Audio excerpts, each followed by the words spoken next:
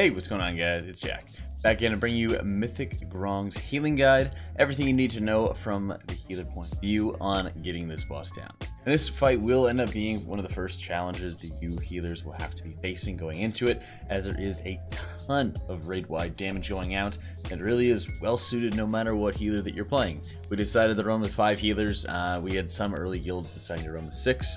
But the way that we decided to do it, and who would most benefit from the gear upgrades as we're going early on to this, about 5 would suit us quite well. But if you have good damage and players who can be able to switch easily, then 6 could also work if you're really trying to make it as easy as possible for the healers to deal with and have good damage for those antagonizers as well.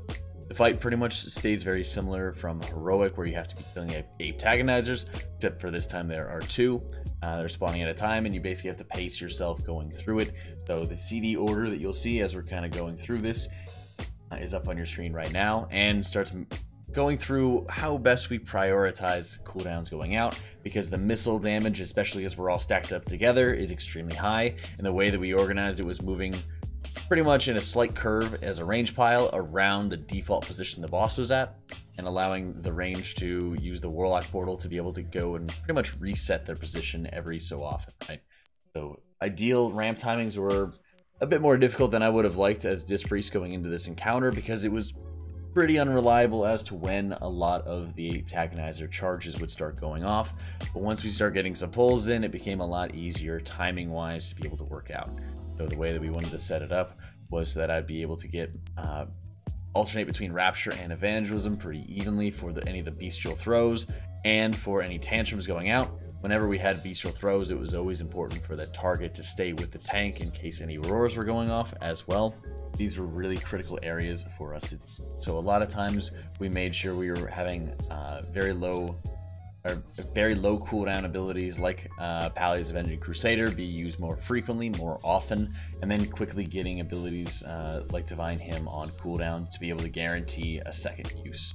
Going into around the 2 or 3 minute mark is when damage really starts ramping up, and we ended up alternating between a lot of hybrid cooldowns like Vamp Embrace, as you're seeing Jared using around 2:15 to be able to start stabilizing people in the group, and making sure we were using those kind of cooldowns when players had the damage to actually start topping some more people off. And having our Holy Pally, for example, running with Justicar and Judge in the Light was also a really big boon. It was almost like running 5.5 healers, because not only was there the extra side healing, the extra trickle healing we got out of it, but also the use of bops was really helpful in terms of avoiding a number of different bestial wraths or bestial throws, and the AoE damage going out onto the group was considerably lessened as a result here. One of the more nightmare scenarios we had was around the 3 minute mark, where we had first the throw into tantrum into the missile that was going out onto the group. This is why we had barrier, we had darkness, we had aura mastery all going off. I had my ramp ready.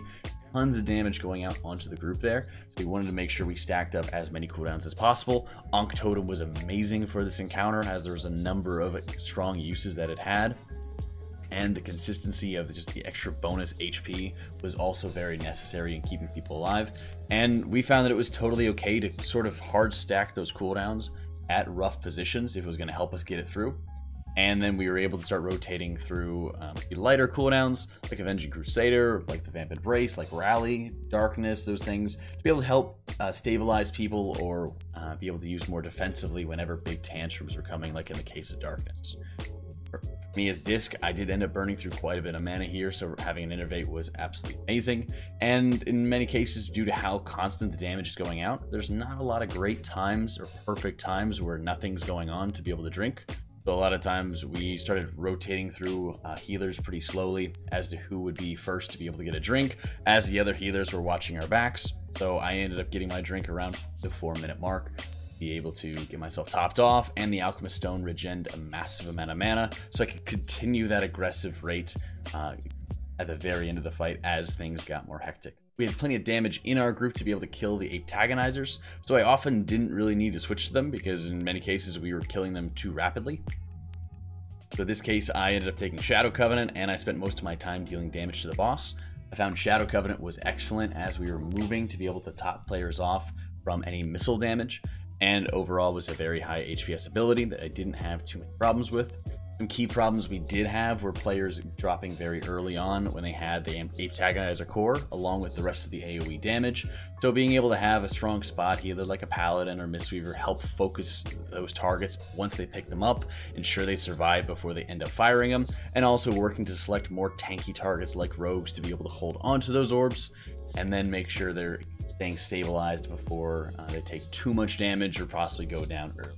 Stabilizing the people who are holding on to those cores, having a good mix of raid cooldowns to be able to stabilize the group, and knowing when those disaster sort of pressure point scenarios where we ended up using, like I mentioned, Aura Mastery, Barrier, my ramp up, all kinds of large CDs, including Ankh Totem, to be able to stabilize the group. Very important. Thank you so much for watching, guys. I hope you all found it helpful. Let me know if you have any other questions. If you want to check out anything from my UI or the live stream, links are in the description below for both of them. Thank you so much for watching, guys. Hope you all enjoyed it, and I'll catch you all next time.